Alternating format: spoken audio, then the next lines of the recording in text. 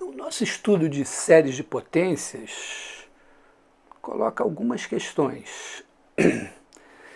Porque a gente está aproximando uma função f por uma sequência fn de funções.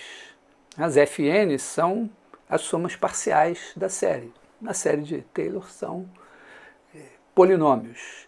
Mas, de uma maneira geral, a gente pode ter uma sequência fn de funções e querer saber se ela converge para a função f. A maneira natural de pensar nisso é o que a gente fez. Pega cada x e vê se fn de x converge para f de x. Mas tem uns detalhes mais finos aí. Um conceito que claramente é relevante, nós vamos voltar a ele mais à frente, é o conceito de convergência uniforme. Quer dizer que a sequência fn converge para a função f no intervalo AB, então a f e as fn estão definidas em AB, e a convergência uniforme é um pouco mais do que a convergência pontual. No caso da convergência pontual, você pega o ponto x e vê se para todo epsilon maior que zero existe um n0, tal que se n maior que n0, fn de x menos f de x em módulo fica menor que epsilon. Tem um detalhe, esse n0, dessa maneira de pensar, ele depende do x. Poderia inclusive chamar de um nx. Na convergência uniforme, você exige que esse n0 sirva para todos os x ao mesmo tempo. É uma ideia graficamente muito simples, muito fácil de entender. Quer dizer, quando você dá o epsilon, você dá uma faixa em torno do gráfico da função f e você quer que as fn entrem dentro dessa faixa. Quando a fn está dentro dessa faixa, significa que fn de x menos f de x é menor que epsilon para todo x no intervalo AB. Isso significa convergência uniforme. É bom dar um exemplo, né, para a gente entender que a gente pode ter convergência pontual sem ter convergência uniforme. É um exemplo fácil de construir. Quer dizer, você pega a f e a função identicamente nula. E as fn, elas sobem de zero até um ponto que, para não sair da tela do computador, eu fiz ser meio, mas isso tem uma repercussão que esconde coisas piores. Então, vai de zero até meio é o valor da função fn no ponto 1 sobre n. E depois desce para zero, em linha reta, até o ponto 2 sobre n, onde a função vale zero. E depois vai zero até 1. Então é fácil ver, fn de x converge para zero para todo x. Porque fn de zero é sempre zero. E se x é maior que zero, tem um n tal que o 2 sobre n já está abaixo de x. E aí, fn de x, a partir daí, é sempre zero. No entanto, também é evidente, né, você dá uma faixa qualquer, né, com epsilon menor que meio, e esse ponto 1 sobre n meio, que está no gráfico da função, não vai entrar na faixa nunca. Então você não tem convergência uniforme. Uma observação, olha, se eu tivesse, em vez de fazer f de 1 sobre n igual a meio, eu tivesse feito f de 1 sobre n igual a n, era pior ainda, né?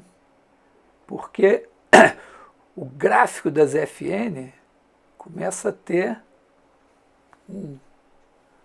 uma altura cada vez maior, então está indo lá para cima. Só para ter uma ideiazinha simples, olha só, o que vai acontecer com a integral de fn? Você tem 2 sobre n, que é a base do triângulo, vezes n, se fosse n, sobre 2. Isso dá 1 sempre. Então você tem fn convergindo para f, mas a integral de fn não está convergindo para a integral de f. Então, pode realmente nos trazer problemas. Vamos ver que no caso da série de Taylor, dentro do raio de convergência, com um pequeno detalhe, isso não vai acontecer. Então vamos olhar a situação no caso da série de potência. A gente já sabe que tem um raio de convergência, quer dizer, é o supremo das distâncias a, que é o centro da série, dos pontos x para os quais a série converge. A gente já viu que fora desse raio a série diverge, dentro dele ela converge. Mas vamos examinar essa convergência ali dentro de uma maneira mais detalhada. Então, suponha que você pega um raio R1 menor que o Rzão. Quer dizer, você pega um intervalo um pouquinho menor do que o A menos R, A mais R. Como esse R1 é menor que o Rzão, tem um x0 que dista de A mais do que R1 e menos do que Rzão, e, portanto, para o qual a série converge. O que acontece? Olha só, se somatório de AN x0 menos A elevado a N converge, esses termos AN x0 menos A elevado a N são limitados.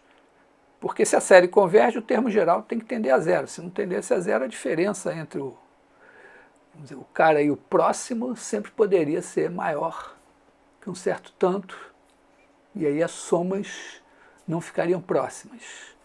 É meio assim, evidente a partir do critério de Cauchy. Mas não precisa do critério de Cauchy para entender isso por enquanto. E aí, vamos dizer, para N suficientemente grande, esses caras estão menores que algum epsilon. E abaixo desse N grande tem um número finito, então tem um máximo. Então você pode generosamente dizer o seguinte: existe um número M tal que a N vezes x0 menos A elevado a N em módulo é menor que M, para todo N. E aí usamos aquele truque que já usamos na discussão do raio de convergência, né? Você pega o ANX menos A elevado a N e escreve dessa forma esperta aí, multiplica e divide por x0 menos A elevado a N. E aí o ANX0 menos A elevado a N é menor que M. E agora, se a gente escolher x entre A menos R1 e A mais R1, inclusive, x menos A é menor que R1, menor ou igual. E o x0 menos A é igual a um certo R0. Vamos chamar de R0 para simplificar a notação. Então, em módulo somatório de AN x menos A elevado a N, em módulo é menor que somatório do M, que supera todos os AN x0 menos A elevado a N, vezes R1 sobre R0 elevado a N. Olha, isso é a soma de uma PG. Então, a nossa série para x entre A menos R1 e A mais R1, inclusive, é dominada por uma PG, então ela converge absolutamente. Pelo critério de Cauchy, ela converge. E temos esse limite que é f de x. Mas a gente ganhou uma coisa de graça. Olha, se você fizer f de x menos uma das somas parciais, somou até o n grande, o que sobra é menor que a soma de n grande mais 1 até infinito de m vezes R1 sobre R0 elevado a n. E isso é a soma de uma PG, mas que começa já com um termo inicial muito pequeno. Então você pode, tomando o n grande suficientemente grande, né, o n grande é n maiúsculo, vamos chamar assim, o n maiúsculo suficientemente grande, você garante que para todo x de A menos R1 até A mais R1, o erro que você comete é menor que um epsilon que você tenha fixado previamente. Então você tem aí convergência uniforme.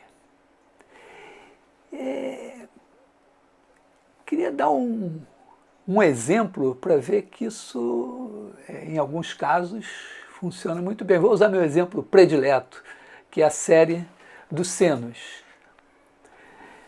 Então vamos olhar o que acontece com f de x igual a seno x. No nosso exemplo aqui, no nosso gráfico, temos a f de x igual a seno x, essa curva em azul, e para cada n a gente tem a fn, que é essa linha lilás. E vamos ver o que vai acontecer quando a gente vai aumentando o n. Então, a gente começa e rapidamente, olha só, com n igual a 2, que corresponde ao polinômio de grau 5, na verdade a gente já passou de π sobre 2 sem nenhuma diferença visível, pelo menos com esse grau de resolução. Depois a gente pode ir mais lá no fundo. Essa parte eu vou deixar para você, depois você faz seu próprio gráfico. Olha só, com n igual a 5, a gente já passou de π, quer dizer, o seno de menos π até π já não tem mais diferença. Acho até que se eu recuar um pouquinho para n igual a 4, olha só, com n igual a 4 também a gente de menos π até π não tem diferença visível. E aí você vai aumentando n e a coisa vai melhorando, melhorando, melhorando, melhorando. E aqui eu parei em n igual a 20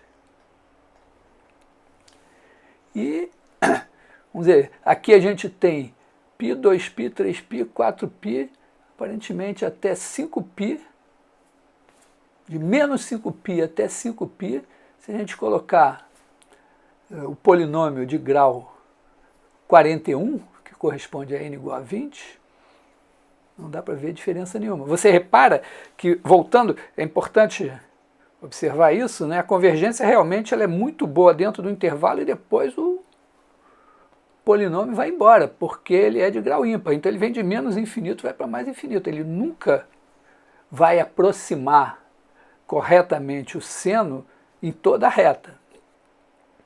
Então, no caso, é bem claro, né? Na medida que você aumenta o intervalo em que você quer ter a aproximação, você tem que colocar mais termos da série. Mas para qualquer intervalo você vai ter algum n, tal que somando até n, naquele intervalo você não enxerga a diferença. Enxergar a diferença significa dar um epsilonzinho. É claro, você pode ampliar e olhar. Eu fiz essa experiência, quer dizer, você chega lá pertinho do final do que você está enxergando a diferença, aí você amplia, amplia, amplia, até que você começa a enxergar que tem uma diferença. Aí você bota mais um termo, aquela diferença some. Aí você amplia, é esse jogo. Depende da precisão que você quer e do intervalo que você quer, mas é bem importante, bem visual entender isso.